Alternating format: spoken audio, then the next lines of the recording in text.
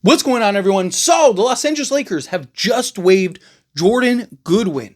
Earlier, they waived Shake Milton, right? That cleared off $3 million in salary. Now they're waiving Jordan Goodwin, which does a couple things, right? One, it opens up another roster spot. So, Lakers have 2 roster spots now.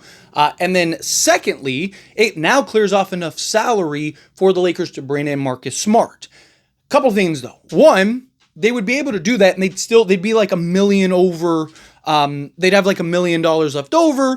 They'd have an open roster spot at 15, which the Lakers historically do like to leave kind of that 15th roster spot open for flexibility later, or if they want to bring in a guy later. So that could be something that the Lakers look to do. However, couple things about Jordan Goodwin, period, is one, I don't think the Lakers should have waived him, at least yet, unless they have somebody in mind.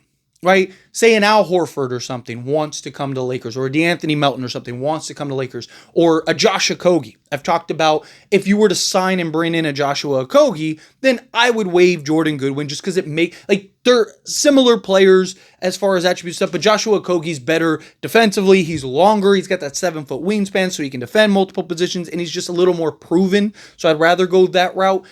Secondly, I liked the flexibility that Jordan Goodwin provided as you continue to move into the season, right? If you did a consolidation trade and you opened up the roster spots and you still had Jordan Goodwin, and then say after the trade deadline when that other wave of buyout market comes to be, you could now bring in a guy that maybe is a clear upgrade, or as you kind of enter the season, go throughout the season, it's like, okay, we really could use another big man, or we really could use another wing or something, right? And somebody ends up getting bought out. Well, now you can bring that guy in.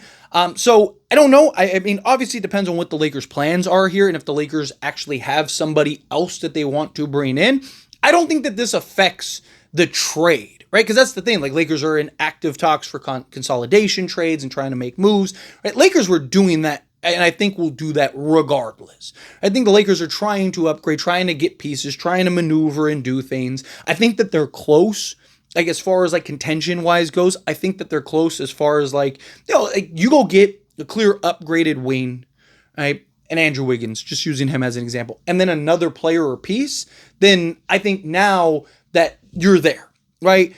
But again, to me, it boils down to what do the Lakers do and how do they follow up losing Jordan Goodwin? Because if you're just essentially swapping Marcus Smart for Jordan Goodwin and Shake Milton, yes, you do that, and you do that all day. It's not something that you'd argue. It's like you go get Marcus Smart, of course. But it's not something that I think is ideal, right? Because any trade that you make for a significant player, you're probably giving up multiple players in order to open a spot, right? So I look at the consolidation trade and I'm like, you still would have gotten the same result and you could have kept Jordan Goodwin. And I just think Jordan Goodwin's production would have been very beneficial throughout the course of an 82-game season, right? Come playoff time, he's probably not playing many minutes, if any, in the playoffs. But again, you still need guys that can do the dirty work, play through, and really kind of provide relief for guys. Guys get a night off, boom, Jordan Goodwin stepping up, and you know what he's going to do. He's going to give you effort, he's going to give you energy, he's going to give you defense, he's going to rebound. That's one of the bright spots with him, was his ability to rebound the basketball. According to Shams, and this is what Shams had to say, the Los Angeles Lakers have waived guard Jordan Goodwin, sources tell ESPN. Goodwin emerged as a key rotation piece for J.J. Redick late last season, playing 29 games in 4 playoff contests. Goodwin and Shake Milton were released to clear space for the arrival of Marcus Smart. And again, this, according to Shams, is to sign Marcus Smart. So does this mean that the Lakers are going to hold off on a trade, right? Like I said, I think the Lakers are going to do a trade if that trade presents itself. But I am somebody that still stands by, right? Be patient. Let things unfold and develop. Let things kind of unravel themselves and then wait for that opportunistic trade. And when that happens, then you take it, right? Lakers, I imagine, have been active in that front. There's been plenty of reports and news about that. So to me, it boils down to on the end result. What is the end result of this all? Right now, you're looking at it, okay, you got Shake Milton, Jordan Goodwin, they're waived, they're gone, they're off. Okay, you're bringing in Marcus Smart. Fine. But you still have that open roster spot, and you don't have the salary to go and add somebody to that roster spot. Now, Lakers could do the whole thing where they have 14 guys going into the season, right? And then a week before the playoffs, you sign somebody to like $100,000 deal, right? Like they've done that in the past, like with Tristan Thompson is like the last one that they really did that for, because Alex Lynn and stuff made a little more than that. But point is, like, you could get right to kind of that threshold and boom, bring a guy in, and now you get that 15th guy. But I don't believe that this is going to stop the Lakers from trying to improve and get better, right? Rob has been active. He's been working on things. We need still more point of attack. Like, I don't think Marcus Smart by himself raises the ceiling entirely, right? I do think that there is the potential that it does. And I've talked about this. To me, it's the culmination of things, right? You're not a contender. You're kind of in the middle of the pack. Well, okay, Luka, healthy season, ready to go. Then you add in DeAndre Ayton.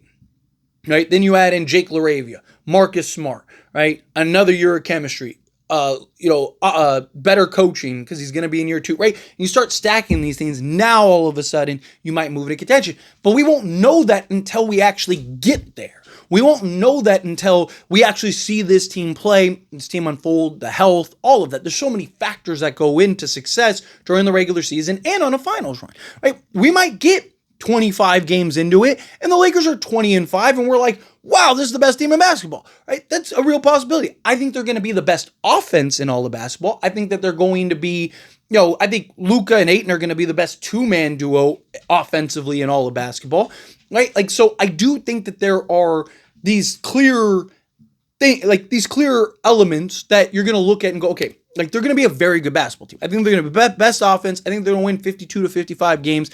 I think it'll probably be closer to 55. I more worry come playoff time when you really need to be able to generate stops, right? Your offense is great, but I don't care how good your offense is. You're going to have moments where it's just stale, and you need to be able to generate the stops in order to make it work. So, I still want to see the Lakers go land a player or two. There's talks and murmurs about, a Portland trade that they're working on. And I imagine that Rob Pelinka is still doing their due diligence, right? This is to bring in Marcus Smart to free up the salary, but they don't, you have until Wednesday, right, before you have to sign Marcus Smart. And even then, you don't have to necessarily sign him. I imagine the Lakers will do it, right? To me, I think that this, and again, this is just my opinion. I think what this is I think the Lakers are, hey, we're going to make we're going to do other things. Jordan Goodwin, at best, is going to be our 13th, 14th guy. So let's get off of him, right? Now we have the cap space for Marcus Smart, just in case trades and stuff take a little longer, right? That way we can just bring in Marcus Smart. We don't have to worry about it. We have the open roster spot. We're still going to make moves and do things regardless, right? To free up space and do all these other things. Let's just kind of rip the Band-Aid off. And, even if let's say that they go trade for Andrew Wiggins, right? Just an example.